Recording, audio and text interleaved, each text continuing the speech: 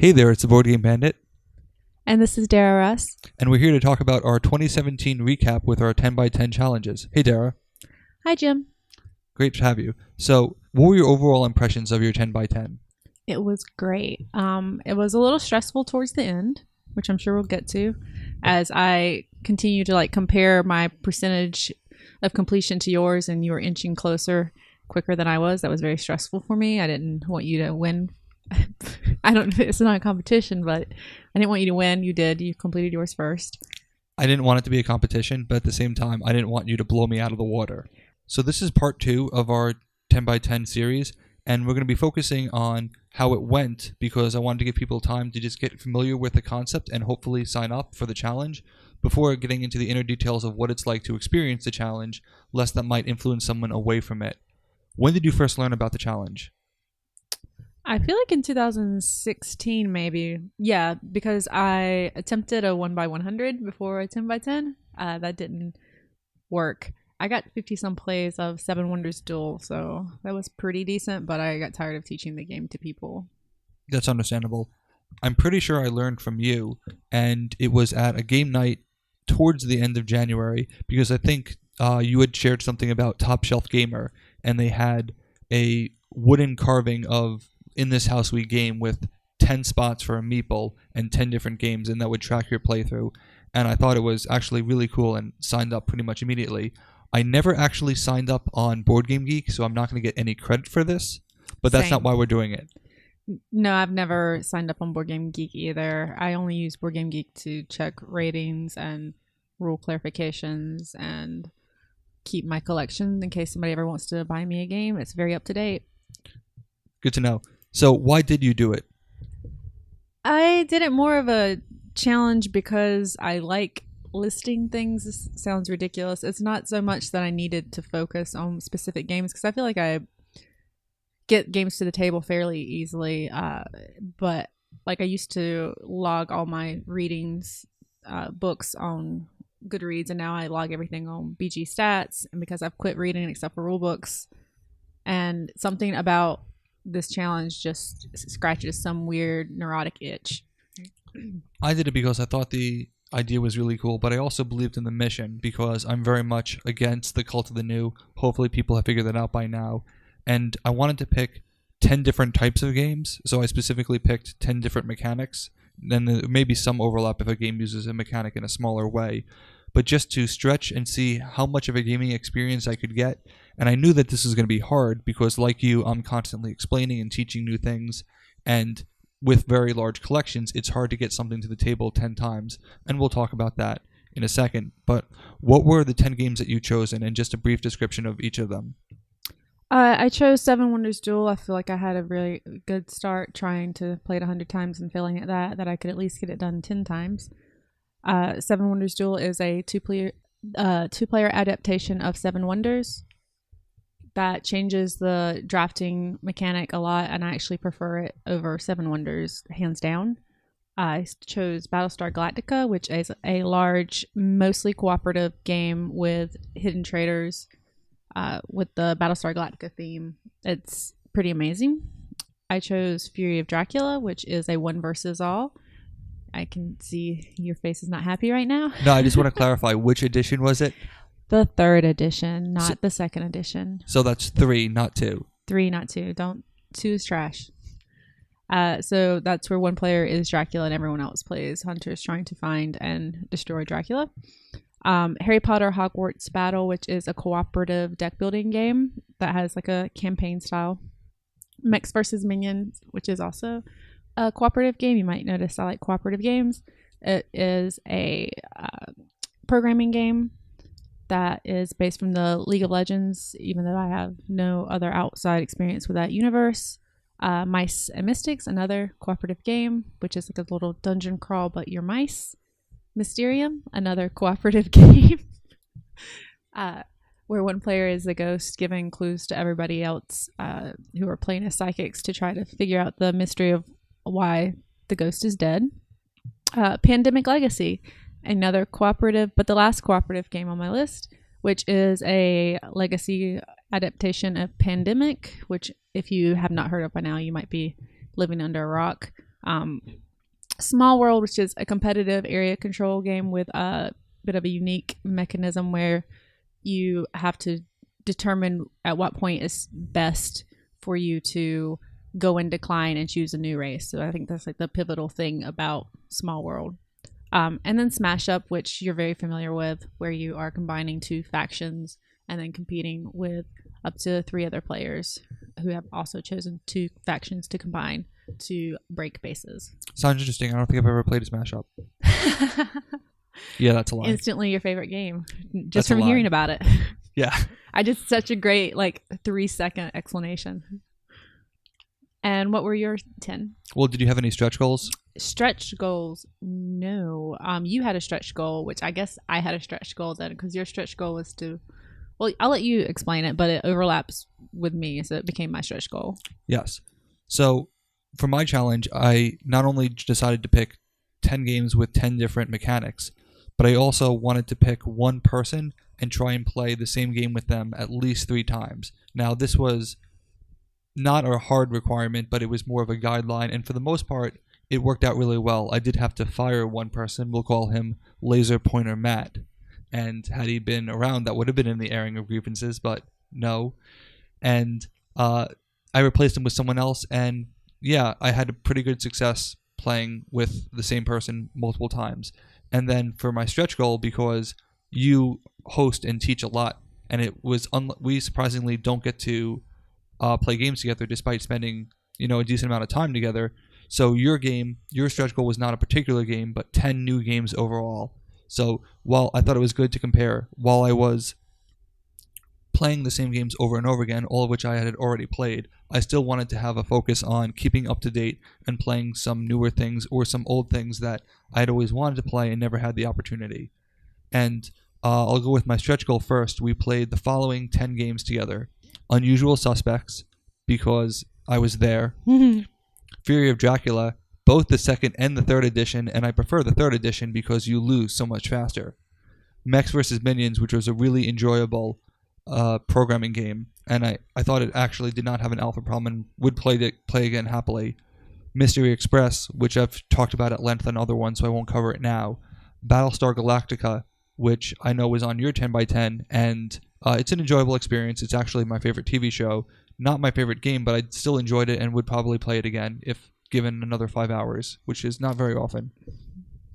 King Domino, the Game of the Year winner, a game that grew on me over time, and I'll talk more about that later.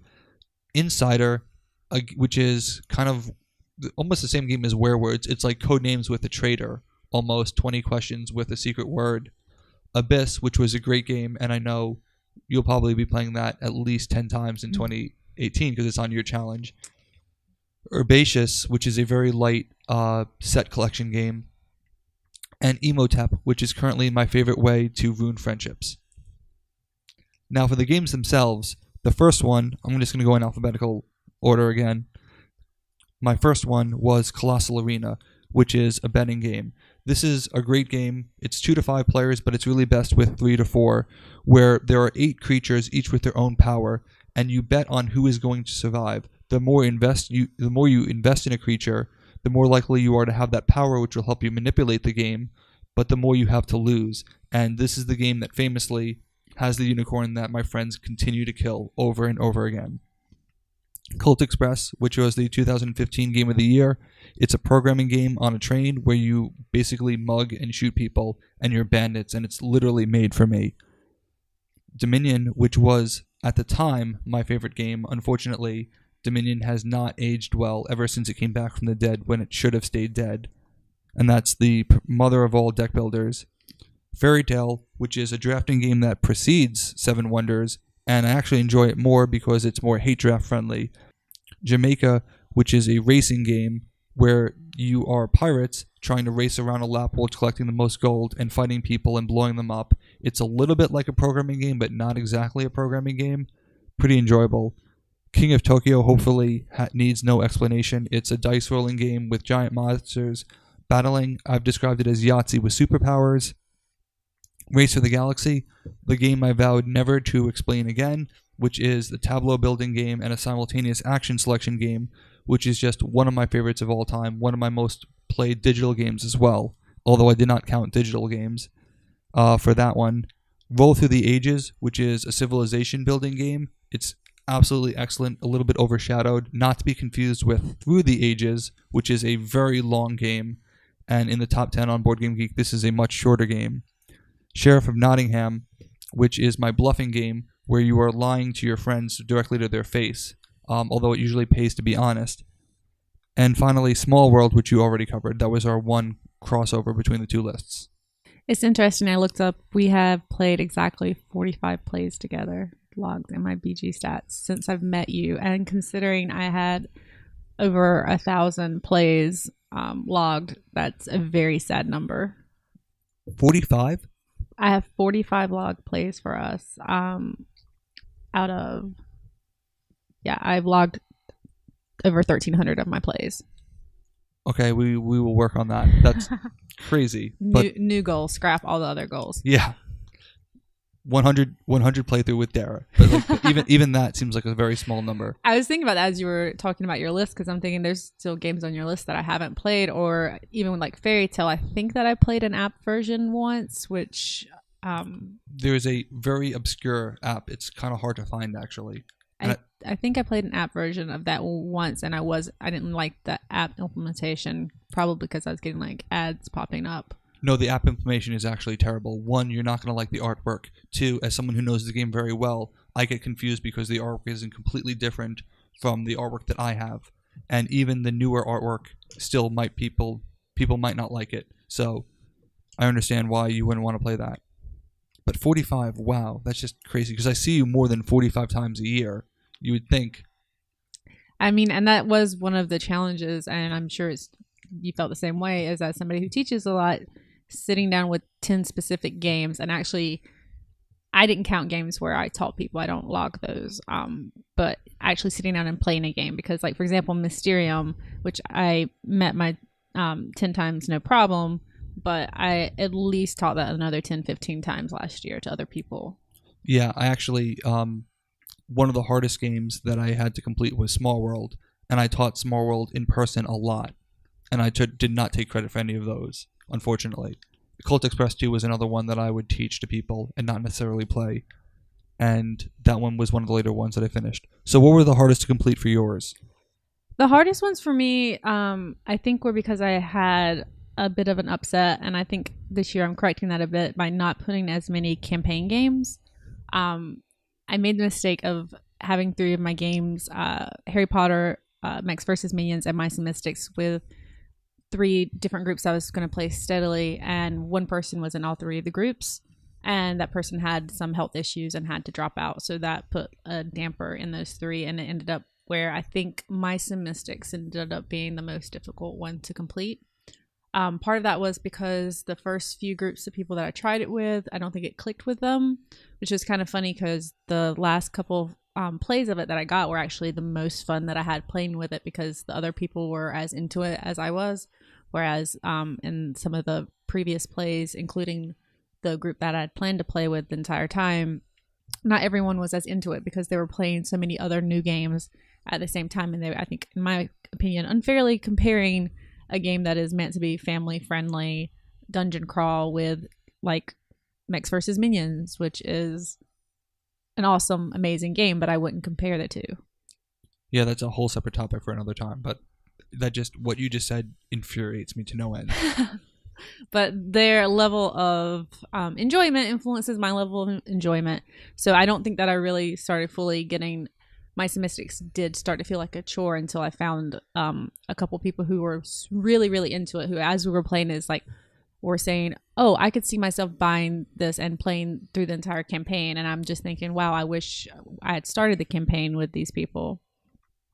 And that's another thing, is that at one point I decided to stop trying to have a stable group for it, which means before I was restarting every time on the first chapter, and I got so tired of playing the same chapter over and over with different groups, till finally I just started, like, we're going to play no matter who's playing exactly where I was when I finished last time, and you can play with the characters with the abilities that they have gained through the campaign, which made it easier to get to the table and less frustrating, because who wants to play a campaign style game and play the same first chapter over and over?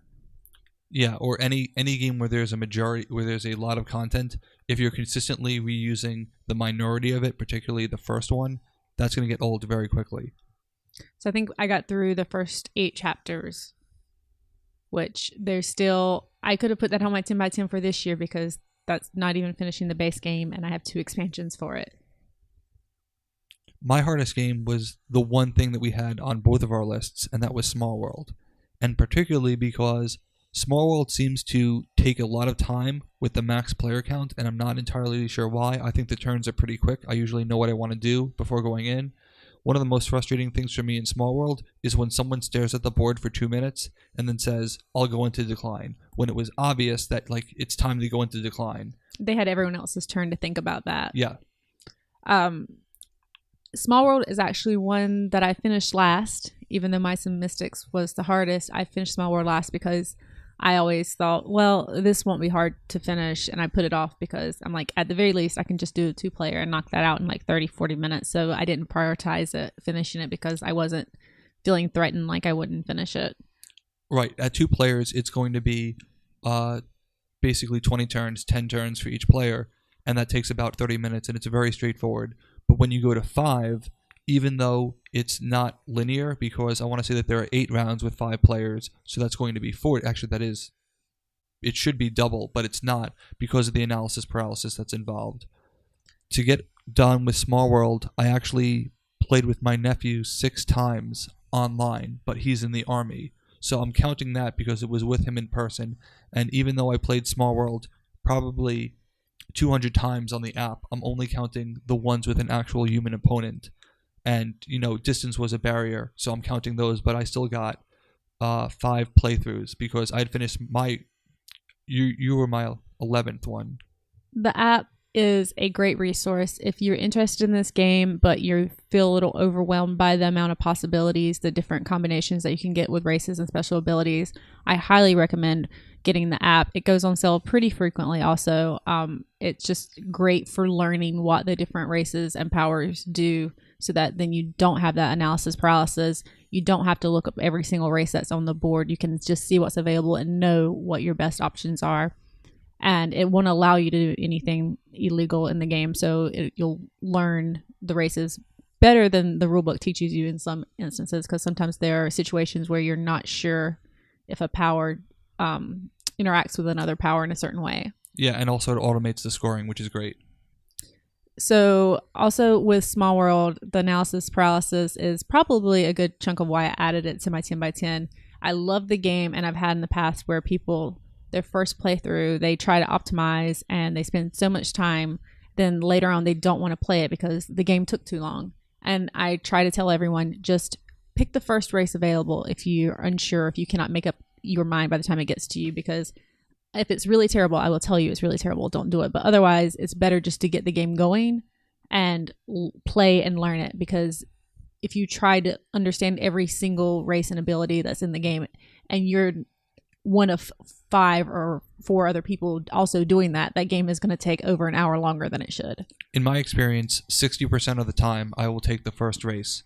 And it's not about what race you take, but what you do with it. There are times when it's like a no-brainer, you must pass this, but more often than not, it's the right call, but people use it incorrectly. I think the optimal thing is knowing when to go in decline, and also being reactive to what other people are doing on the board, and not getting caught up on revenge and more on what is optimally going to score for me. Right. If you go into decline 1 turn too late, you've lost. That is generally the experience of the game, and I love that about it. But I have so much content for that game that I've barely even scratched the surface with. I have Small World Underground, which didn't hit the table at all last year.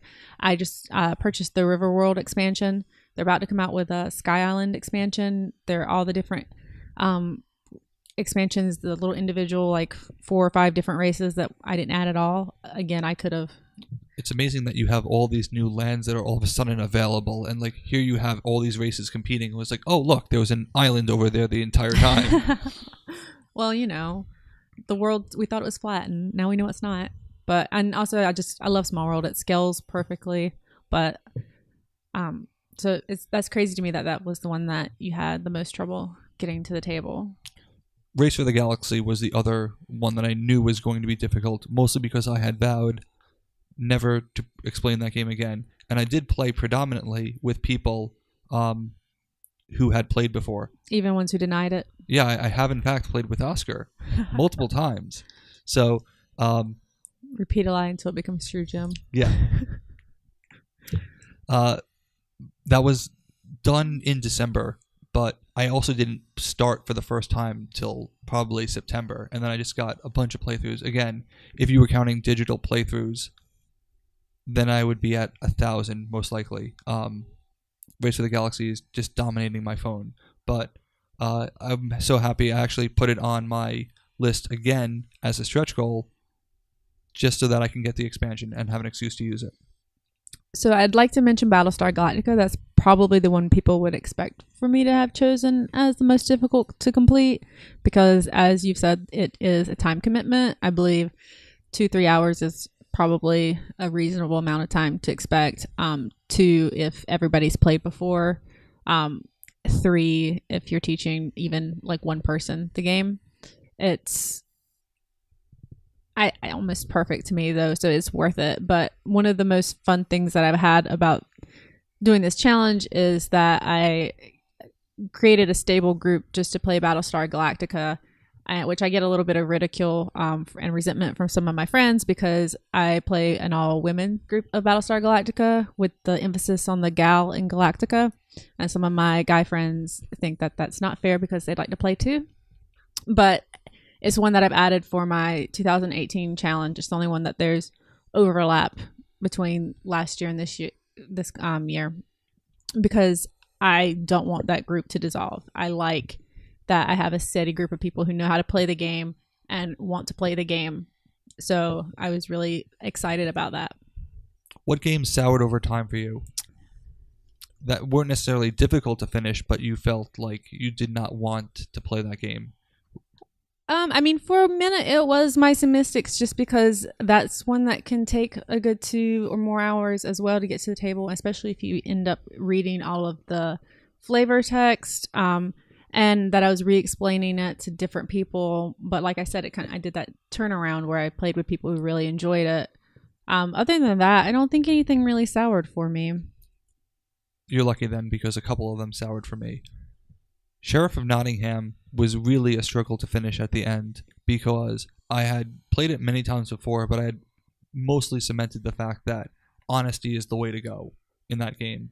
You want people to think that you're lying, and pretty much mathematically it works out in your favor. If you tell the truth with 5 and get caught, that's probably the best thing that could happen when you account for the bonus as well. I actually think Sheriff is the rare game that gets better when you play with new people, because they're total wild cards and you have no idea how they're going to play the game. And I have a particular coworker, who I won't name, who is typically quiet, very nice, lied through her teeth. In a 5-player game, lied probably 6 out of 10 times, and that's 2 of those times she was the sheriff, so she could not have possibly lied. The one time her bag got inspected was the time that she didn't lie, and I just never would have guessed that about her. So that was a really enjoyable playthrough. I had to make sure that for my last playthrough, which was actually my favorite, I wanted to just lie extravagantly, like 5 contraband in my bag lie, and someone, let's call him Laser Pointer Matt, tried to do that same thing to me, where he was known for lying routinely. He told the truth to everybody, and then when it got around to me, he's like 5 apples or something like that, and it's all contraband, and I called him on it. And it was glorious. I love Sheriff, but it's one that can be very hit or miss depending on who you're playing with. I think the last time I played was so good that I almost don't want to play it again for a while, because it was a game where everyone was paying me to inspect other people's bags, and those people were lying, so I was making bank. It was great. I think that's a game that I may have rated a little bit too highly. I think it's a better game, and not necessarily one of my more favorite games. You know, I think it has pretty universal appeal because you can lie, you can not lie, and people just have fun. Yeah, I think it's one of the few bluffing games that somebody who's not comfortable with lying could still play and enjoy, and I like that about it. Unlike Coup, where if you get 2 contestas, you're screwed. Although I've won with 2 contestas. Did you get the chance to play the expansion for Sheriff during your 10x10? No, because I don't understand it.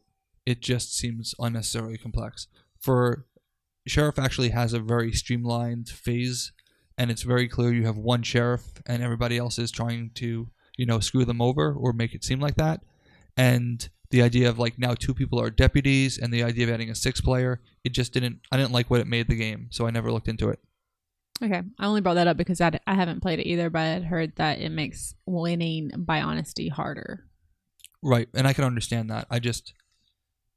It's probably not worth it. I don't like it that much that I would invest in an expansion.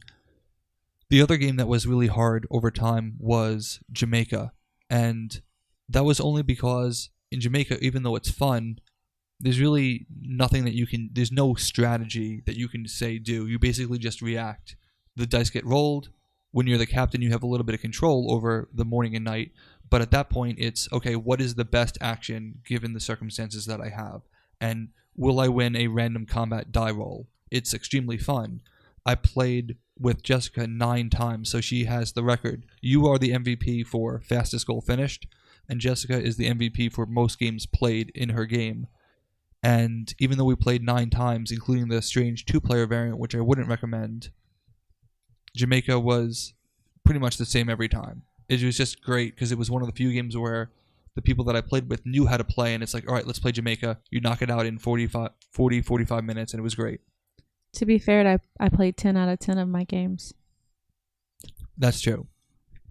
I still haven't played Jamaica. I'd like to, because it seems like you all enjoy it. That's one of the times where I'm hosting and just watching everyone have fun. Yeah, we pretty much played almost exclusively when you were hosting, so that's unfortunate. But we'll fix that.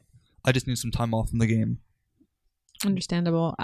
There's actually, I wouldn't consider any of the games on my list like that I want to time out from, which is kind of funny because Pandemic Legacy, which was on my list season 1, I had already played once. So I don't know if that might seem cheap, putting a game, the campaign style game that I had already played. But to be fair, I was playing with somebody who it was very difficult to schedule with. So I feel like that was, actually that might have been one of the more challenging things to get scheduled now that I'm thinking about it. Because in my mind, I'm conflating both playthroughs. The first time I played it, we binge played it and got it done in a couple months. The second time, it took an entire year for us to finish, in real life year, to finish the in-game year. So if you do something often enough, there may come a point where you do get sick of it. My super stretch goal, not even related to gaming, was to make 100 pizzas. And by December, the last week, I pretty much ate exclusively pizza, and I was so tired of making it.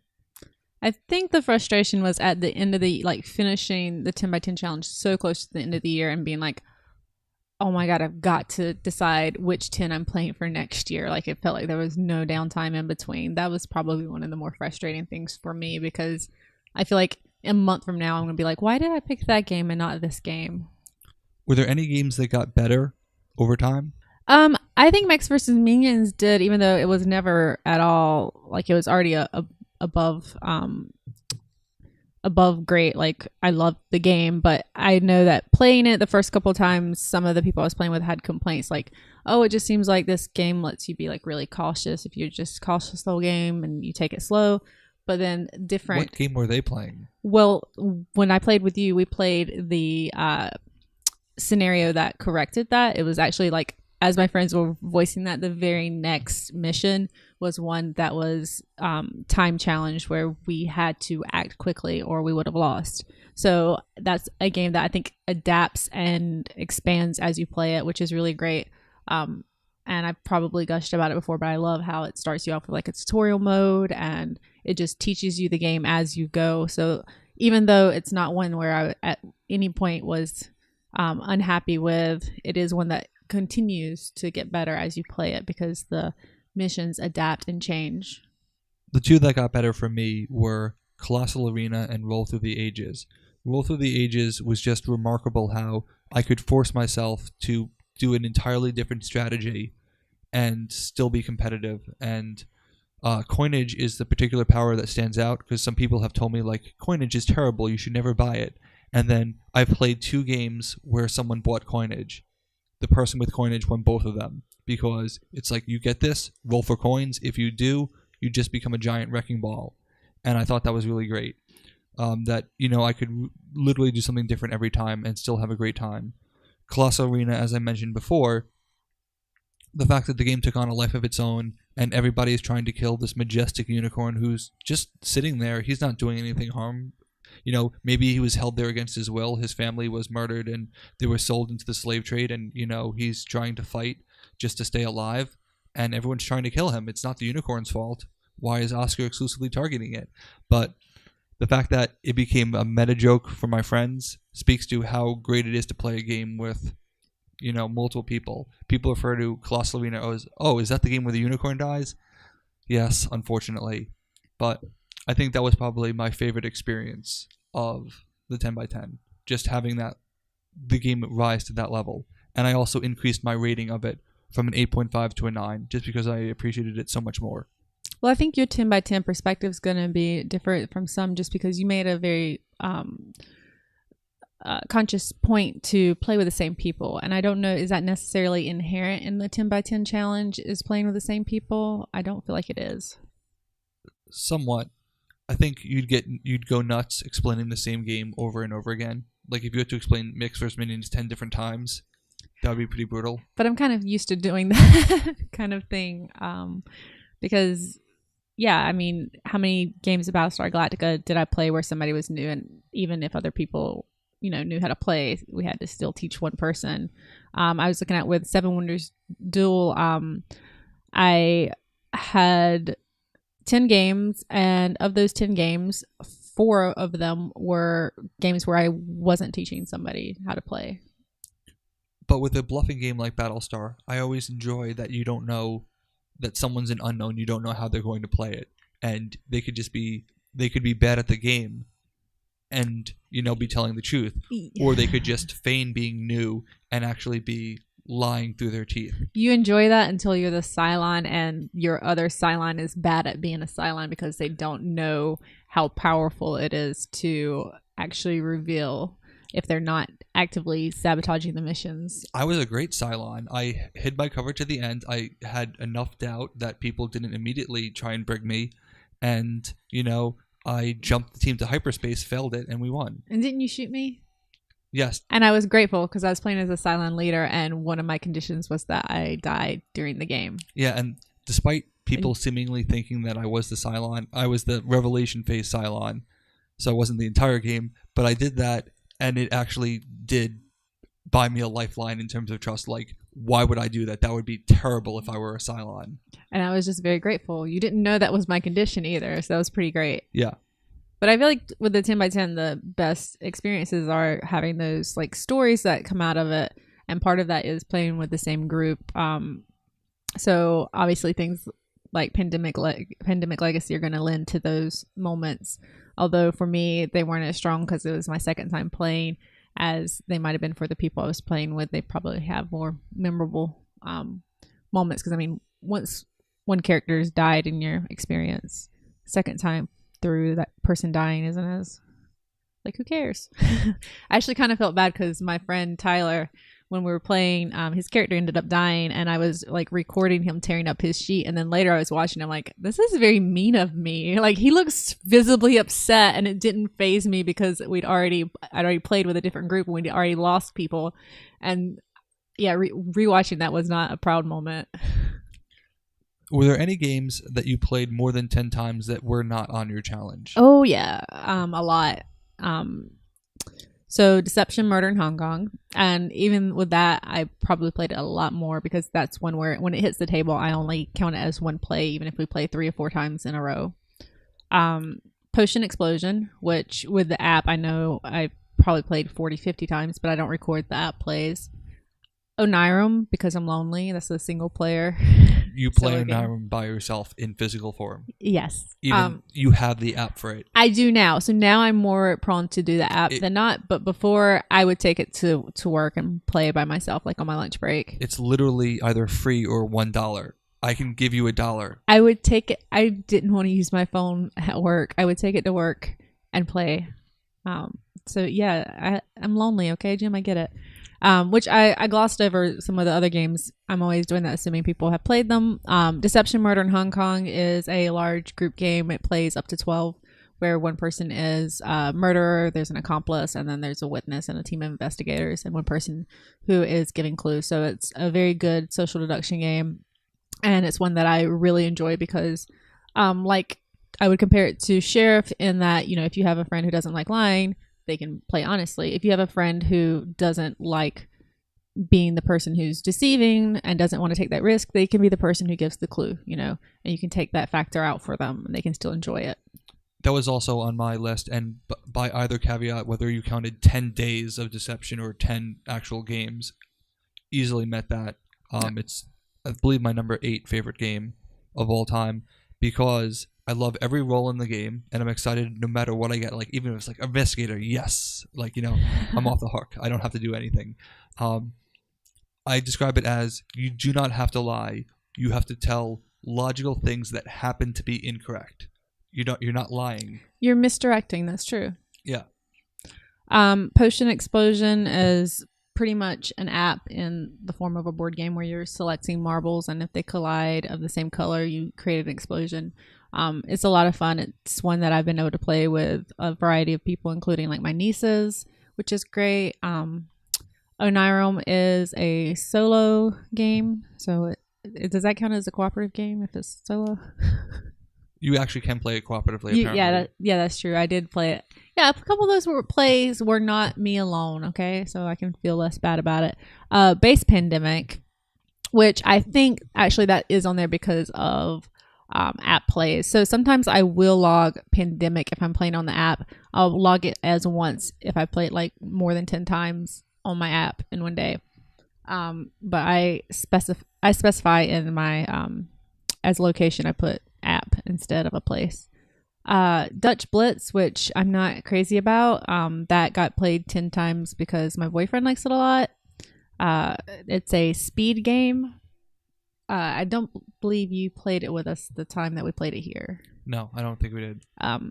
It's a speed game where you have to lay numbers out in the middle of the board faster than other people, and I'm not good at that. So I think about if that had been on my 10 by 10, that's one I would have soured on quickly, because I think about 5 plays through, I'm like, I am never going to win a game. Like, it's just not going to happen. Secret Hitler. So the large player count games hit the table a lot, and that's one that I actually would never have chosen as my 10 by 10 because I did not like it at all the first few times I played it. And then I played it with a different group and I started to appreciate it. And then Werewolf, which is another game that Ultimate Werewolf. I think the first 10 so times I played, I was always a villager and my friends always killed me. So I did not like it for a really long time until I started actually getting the werewolf card, and they stopped killing me when I was a werewolf. I don't understand, but not a fan. Yeah, and Codenames, which I am way sure hit your past 10 mark. Interesting you bring that up. So Secret Hitler was also on my list of games that I played 10 different days. Codenames was probably my second most played game of 2017. So much so that I forgot to mention this on part 1, but one of my stretch goals is to not play Codenames more than 10 times. But you're counting only days, right? 10 days. We'll see. I'm aiming for 10 times. Can you loophole out of this with Codenames Pictures or Codenames Duet? Duet, I'd be fine with, because Duet is a different experience. Codenames Pictures, I'm not that big of a fan of, but I have just taught Codenames to so many people. We're talking about hundreds of people, at least 300. And I'm kind of sick of it because I'm really good. Humble brag, I love it. No, I've played it so much. I've written a strategy article on it that people have told me they followed, and it works. It's a little counterintuitive. The problem is that there's more of a game there than people realize, and there are some subtleties that it gets very frustrating when people don't get it. And I'm challenging myself to find a game that I could make universal, and I don't want it to be Codenames, so I'm going to try specifically to limit my plays in that. We'll see how that goes. I would say for Codenames that had that been on my 10x10, it would have soured for me some, and mostly because I realize I take it more seriously than I should, and I suck the fun out of it for other people who are just playing it casually. But like I've had issues, especially when I'm the person giving clues. I would only give clues if the other person giving clues is as serious and lacking in happiness and joy as I am, because I have had moments where I just wanted to strangle somebody for motioning and making facial expressions when their team was about to pick the wrong thing, and all these things that you're clearly not supposed to do. I think that there should be a Mysterium-like guard with Codenames. Yeah. But what other games were your over 10? Rise of Augustus, I played more than 10 times, and I'm okay with that. It's a great game. It's something I found in February of that year, and this is essentially gamer bingo, which is the best way to describe it, but it really is enjoyable. It scales well up to 6 people, and I highly recommend it. King Domino was a game that grew on me. I thought it was too simple at first, and then I think it's actually one of the more misunderstood games. I think that there's a lot there that just gets disguised, and I'm also gotten really good at it because I played in a tournament, and that changed the game for me. Once I started playing at a higher level, I felt like I was winning every single time, and I rarely lost that game. Or people would go out of their way to hate draft against me if I was going to get like second place. I don't think I've ever finished lower than second place. And I think that means it's not as light as people think it is. There's a lot more about draft optimization and, basically how much I feel like reviewers don't do a good job of evaluating turn order enough. It's more like, okay, it's min-maxing based on, how many points you score, but turn order allows you to play consistently. And I felt that part was missing from when I hear people talk about the game. My most played game was Smash Up, unsurprisingly. I think I'm pretty sure I've played it at least 80 times. It is possible that I've got over 100. I was able to knock that 10x10 the 10 for Smash Up out in pretty much one day when we did that tournament together, which I feel like Smash Up tournaments should just be like a weekly or monthly thing that should just happen all the time. Yeah, when we did the Grand Royale, which we'll be airing the recap for in a little bit, I played that 8 times in one day, and it was amazing. And we were only supposed to play up to 7, but we ended up playing a bonus one. It's amazing. Did we even play Smash Up together? We did. That was on that time. We played the 4-player, which I don't like Smash Up at 4 players. And right, game 2 of the tournament where the one I lost of the 3 that I lost, and I was close. I was so close to beating you, and that was a pretty amazing game where it went into extra innings, and it was a scenario where on one player's turn, 3 people may win depending on what he did. None of them were him. Yeah, I do not like Smash Up at 4. I like 3-player or 2. I don't like. That was brutal because that took away my win against you. It just got around to my turn, which it was going to. I'm allowed to lose. It's not the worst thing if I. No. I'm happy to lose to you. I'm glad that you won overall. You deserved it. Like, the game so well that there were moments when people would just need a rules clarification and they'd be like, hey, Jim. So you deserved that win. But I just wanted to win one of the 3 against you. That was the only one that I played against you. That was definitely the most competitive because that was the game that the 4 winners from the previous game all went and played each other. Unfortunately, game 3 was rootied by one of the players just because I had jumped out so far ahead, and that was pretty amazing. So there's probably more, but it's great to see that I still got even. I had some backup plans in case something didn't work out, like if I couldn't get that last small world playthrough, there's other games. And, to play Rise of Augustus, which takes 30 or 40 minutes sometimes, that's not a small feat to play that 10 times. Whereas Deception, I definitely would not have counted Codenames, because there are times when I played like 7 rounds of Codenames in a particular night. It just happens that way. And Deception is a game that once I play it, it's like, all right, let's go again. Easily 2 or 3 plays in a given time. We played it as many as 3 or 4 times at lunch. Yeah, I think most of the games that I chose last year were games that I had to make that concerted effort to get them to the table. And the few that were exceptions, things like Smash Up, were ones that I just haven't even begun to like graze the content available still. So what would you do differently for 2018?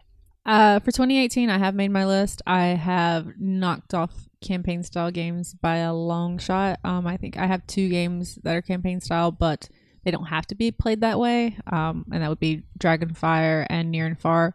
Both have campaign modes, but they're also adding a Scythe campaign mode. Oh, they are. I forgot about that. So Scythe is on mine.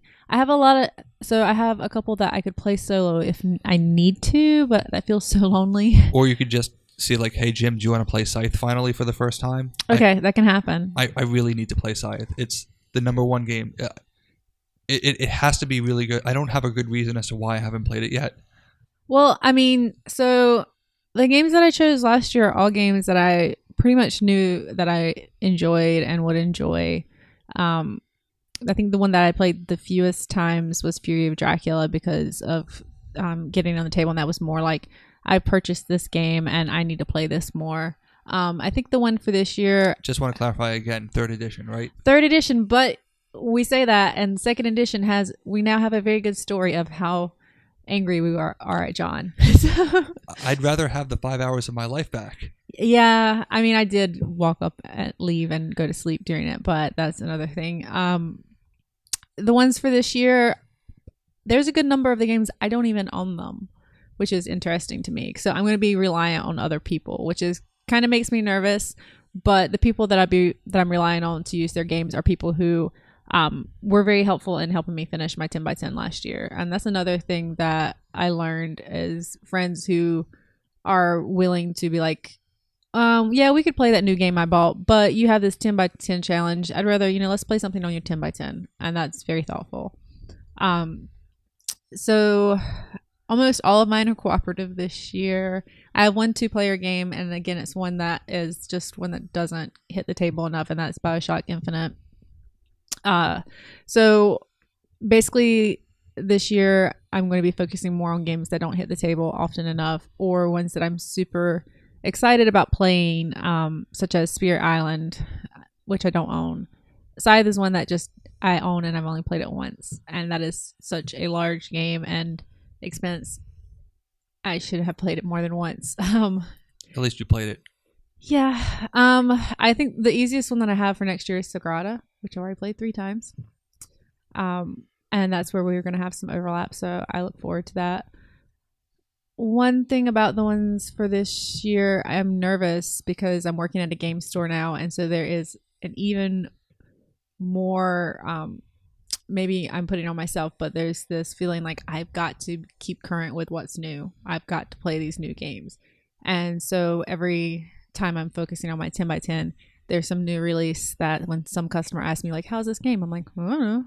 I'm playing Ghost Stories 10 times, So I'm a little stressed about that, but...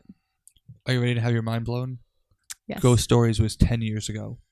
Was it? Yeah. So I imagine I will be able to influence a lot of customers to buy Ghost Stories. So that's a good thing. I really like Ghost Stories. Have you played it yet? Yeah. Did we play it again? No, we didn't. No, but that was the game that I played like 1 turn of. Oh. And we lost. Yeah, okay. I remember we talked about Ghost Stories, yeah. You should play it again. You should play it with me sometime. Well, no, we gotta.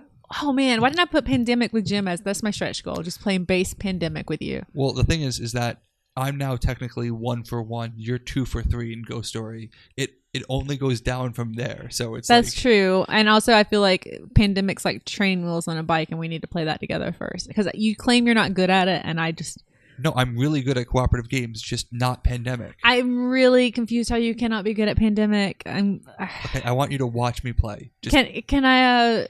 immediately after this recording, I'm gonna go grab my iPad. You're gonna watch me play Pandemic, and you're gonna see me lose. Okay, I'm down for that. I'm for real down for that. I would. Oh, did you ever find your fourth player for Pandemic Legacy Season 1? No. Oh, man. Yeah. My lessons for 2018 were to not pick things that I already had an opinion on, because then I've already got my strategy set. Dominion was my favorite game that year. For the longest time, it's now number 2. But the truth is that I lost one game of that just because I had played it so many times. I knew exactly what I was doing. Even if I had a random card set that I had not used, I was always felt like in control of the game. I won every 2-player match of Dominion, which was unsurprising, and that kind of cheapens the experience. So I chose games specifically that I hadn't played, and some of them I don't even own. So I'm in the same boat as you are, but it's all about trusting your game group, and I'm excited for that. I was like considering making a 10x10 of just games I don't own.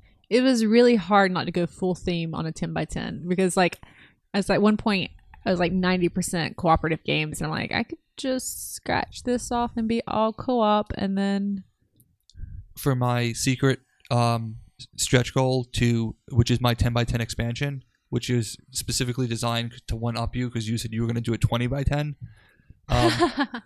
There's predominantly deck builders on there. Arctic Scavengers, a DC deck building game, Star Realms, Dominion. There's one more, Eminent Domain. Yeah, if I wasn't careful, I could easily I had to drop off Clank. So, my secret stretch goal is that I'm going to finish this challenge by June and then start a second 10x10.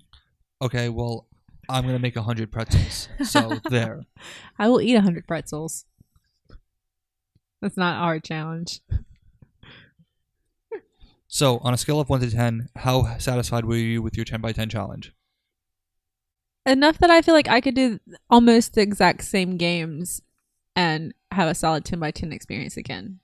Like, with the modification of making it Season 2 of Pandemic Legacy instead. And probably kicking Mysterium off just because I feel like I've learned that game enough that there's not much I'm going to uncover playing it.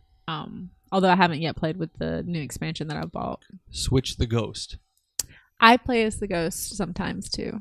Switch the Ghost. Switch the people. Just keep in mind that in your mind, a vision card is linked to another card, but they don't necessarily see that. But I actually, other than Luca being in a lot of the Mysterium games that I played, usually the other players were variable since we were playing at public spaces with people who hadn't played before.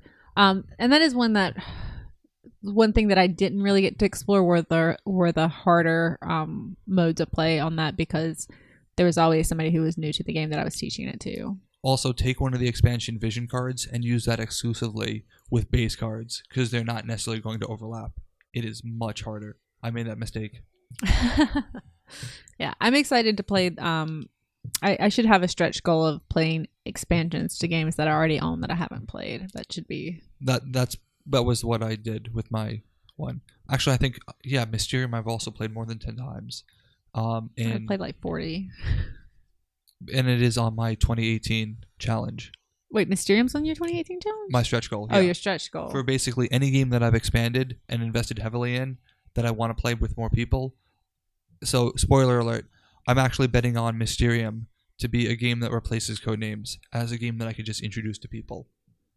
I could see that. And that actually could fix some things with Codenames, which is that if it gets too big, some people get less invested. But you don't have that problem with Mysterium. So if Mysterium is a stretch goal, does that mean that it can be played on game nights where the theme is 10x10 games? Very possibly, yes. Okay. That'll make somebody happier. But that would also require us to actually play together. It can happen. Yeah, it could. It happened 45 times out of, 1,320 some. Yeah. All right. I'm going to scratch the 2018 10x10 challenge, and it's just going to be to play 100 games with you. Sounds good. All right. All right. Well, thanks, Dara. Thank you. I'm the Board Game Bandit, and our game has just begun.